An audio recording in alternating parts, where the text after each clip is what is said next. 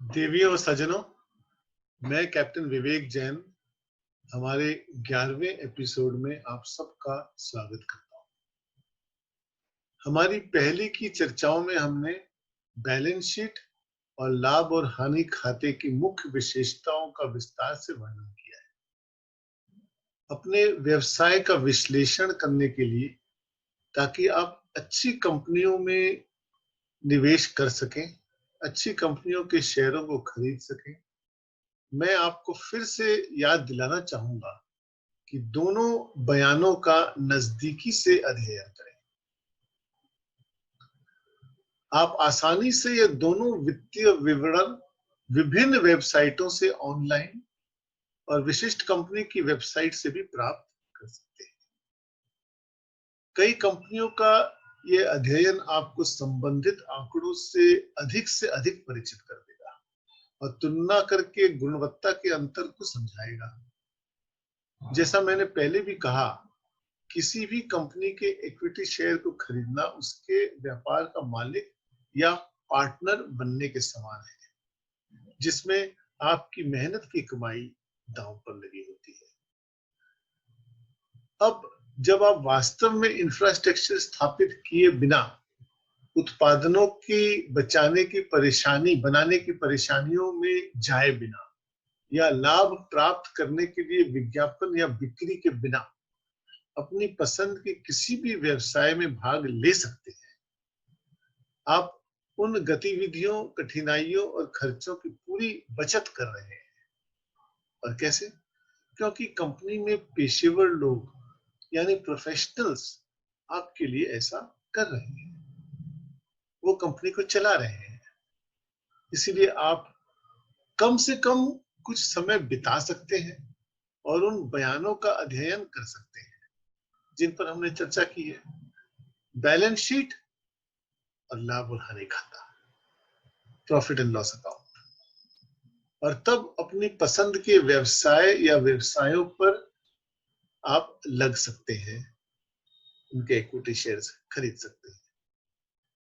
केवल उन equity share को खरीदकर जो आसानी से शेयर बाजार से उपलब्ध है, आप एक कंपनी के पार्टनर कितनी आसानी से बन जाते हैं। मैं यहाँ पहले अपनी सलाह को दोहराऊंगा, आपको कोई और कमा कर नहीं देगा, आपको अपने लिए खुद कमाई करनी होगी।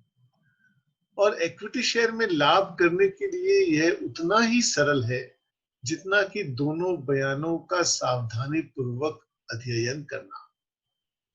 साथियों, मैं अब चर्चा करूंगा वित्तीय अनुपात के विभिन्न तत्वों के बारे में। वित्तीय अनुपात को हम इंग्लिश में कहते हैं फाइनेंशियल रेशियोज, और मैं विस्तार से उनकी व्याख्या भी करूंगा। हाँ, फाइनेंशियल रेशियो को हम अनुपात कहते हैं। अनुपात जिसे आप बैलेंस शीट और लाभ और हानि खाते से प्राप्त कर सकते हैं, बस इन्हें सिर्फ समझने की जरूरत है। अनुपात कंपनी के वित्तीय विवरण के साथ अधिकांश वेबसाइटों से भी आसानी से मिल जाता है। केवल आपको इसकी प्रासंगिकता और संदेश को समझना होगा, जिसे आप समझ सकते हैं, लेकिन केवल तभी जब आप इसके बारे में जानते हैं। और मैं आज यहाँ वही स्पष्ट करूंगा। साथियों, मैं अपना प्रेजेंटेशन शुरू करता हूं। Popular financial ratios.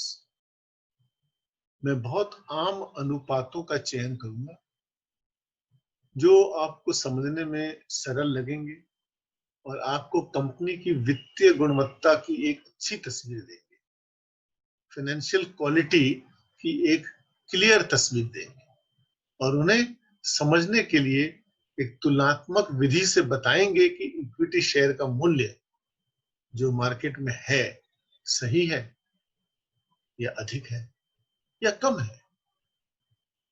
तो हम अब अनुपातों को सीखते हैं। इन्वेस्टमेंट वैल्यूएशन रेशियोज एक पहला ग्रुप है अनुपातों में, जिनमें काफी अच्छे अच्छे अनुपात आते हैं। किसी संभावित या मौजूदा निवेश के आकर्षण का अनुमान लगाने और उसके मूल्यांकन का अंदाजा लगाने के लिए यह इस्तेमाल किया जा सकता है।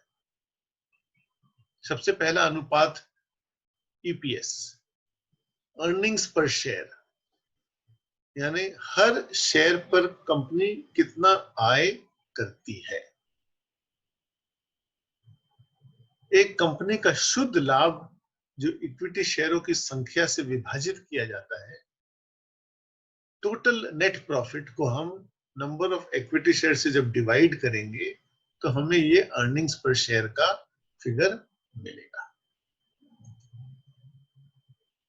उदाहरण दिया हुआ है यहाँ पर, एक कंपनी की इक्विटी शेयर है, अंदाज लगाइए सपोज 5 करोड़ की, और उसका अंकित मूल्य यानी फेस वैल्यू 1 रुपए है, तो 5 करोड़ शेयर्स हुए और 5 करोड़ की इक्विटी हुई, और कंपनी ने शुद्ध लाभ घोषित किया 10 करोड़ रुपए का। तो जैसा हमने बताया था, ईपीएस टोटल शुद्ध लाभ 10 करोड़ को हम नंबर ऑफ इक्विटी शेयर जो 5 करोड़ है उससे विभाजित करते हैं तो 2 रुपए आते हैं।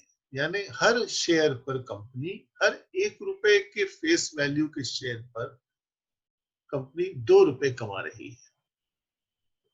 ईपीएस इंगित करता है कि एक कंपनी अपने स्टॉक के प्रत्येक शेयर में कितना पैसा बनाती है, और एक कंपनी की लाभप्रदता को मापने के लिए व्यापक रूप से ये उपयोग किया जाने वाला तत्व है।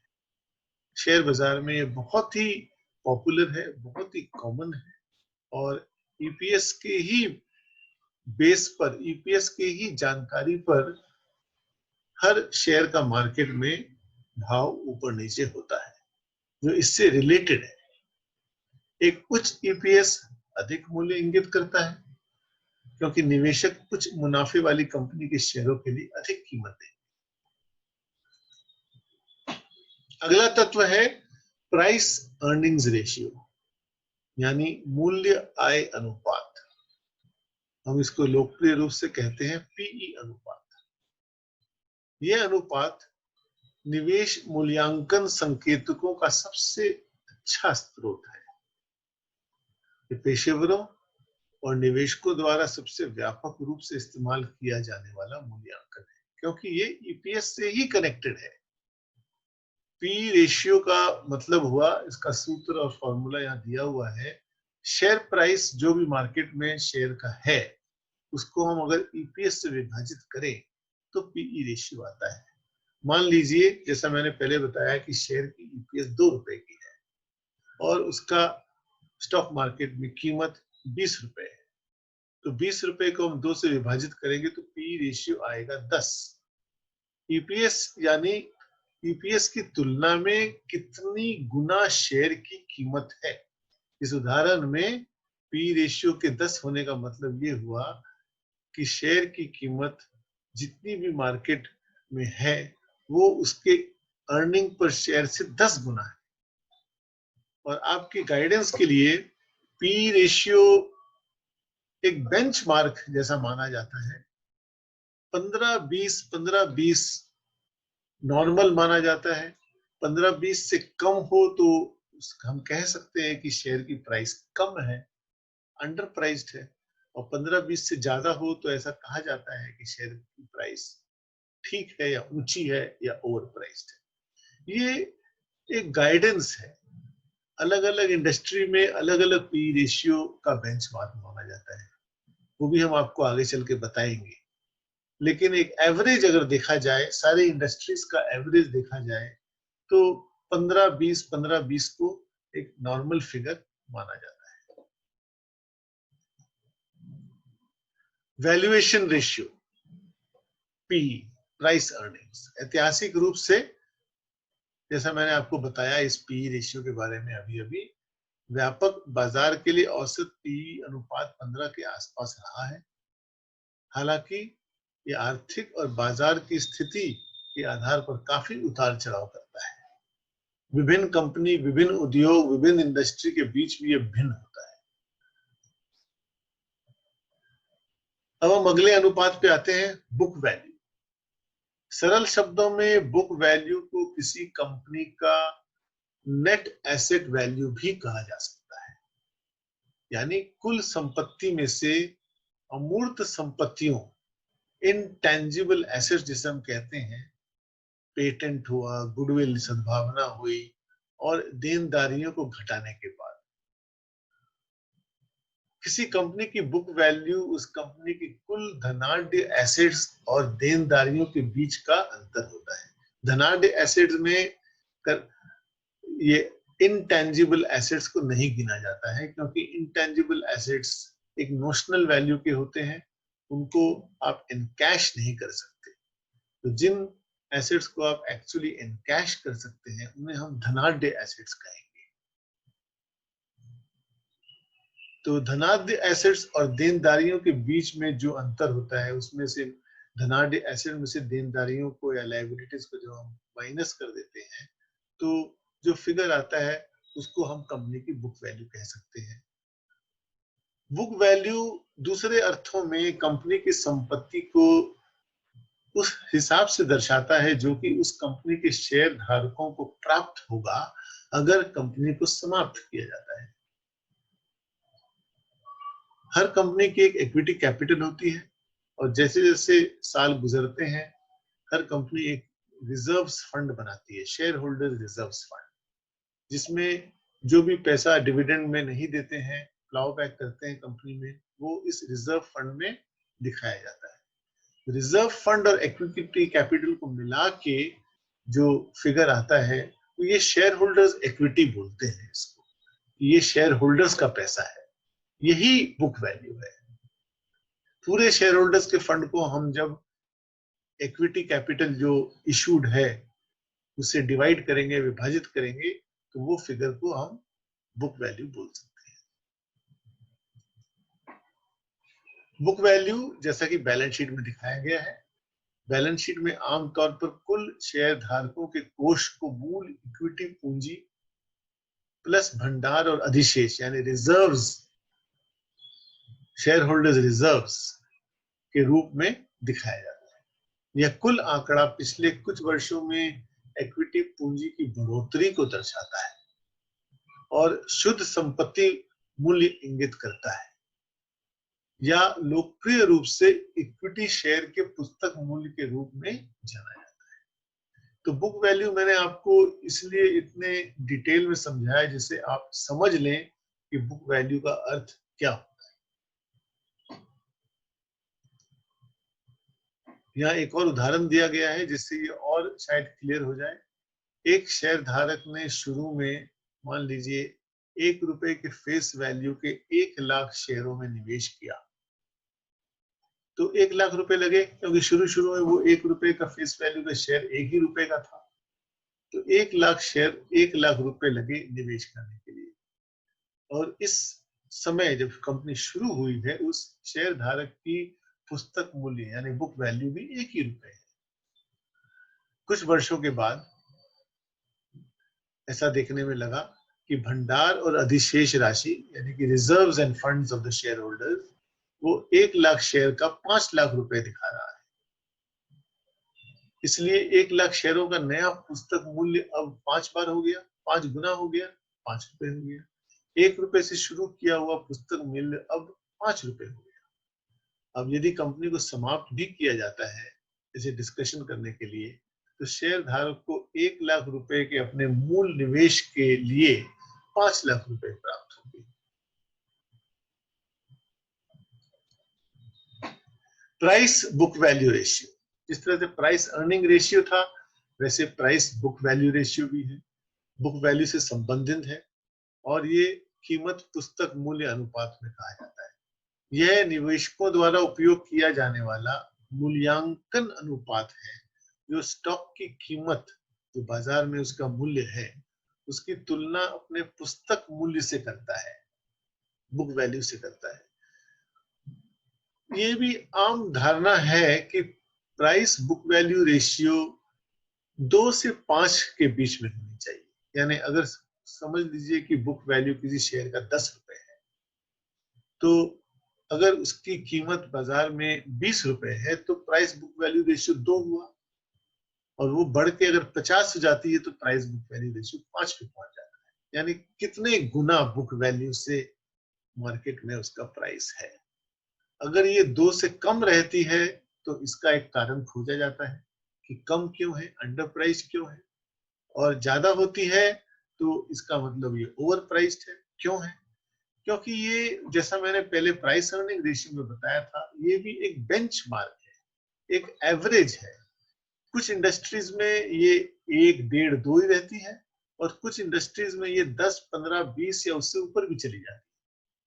तो सबका एवरेज लेके हम बताते हैं, हम समझते हैं और एनालिस्ट से मानते हैं कि प्राइस बुक वैल्यू रेशियो 2 से 5 अगर हो तो उस कंपनी को हम कह सकते हैं कि इसकी कीमत मार्केट में ठीक है।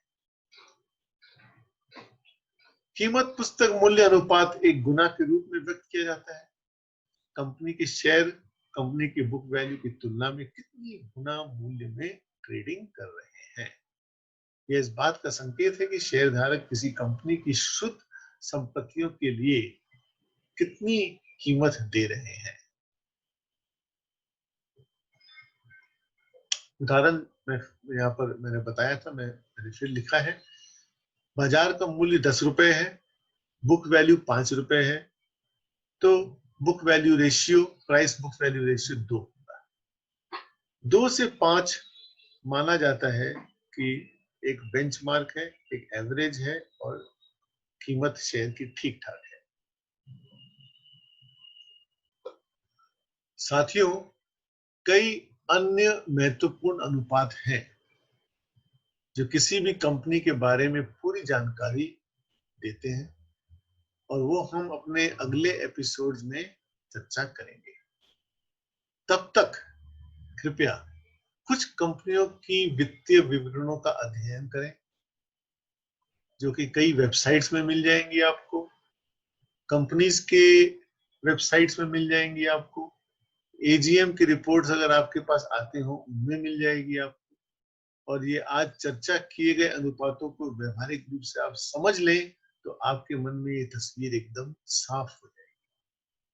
फिर और बाकी के अनुपातों को जब हम चर्चा करेंगे अगले एपिसोड में, तो आपको समझने में वो सब आसान लगेंगे। देवियों सजनों, यदि आपको ये चर्चा दिलचस्प लगी है तो कृपया इस चैनल की सदस्यता लें, अगर आपने अभी तक नहीं ली है तो। इससे आपको मेरे सारे एपिसोड्स अपने स्क्रीन पर ठीक समय पर दिखेंगे। प्रदान किए गए जगह में अपनी टिप्पणियां और प्रश्न भी डाल दें, मैं उन सभी का उत्तर देने का प्रयास करूंगा। साथियों, आपसे फिर जल्द मिलते हैं। आपका दिन शुभ।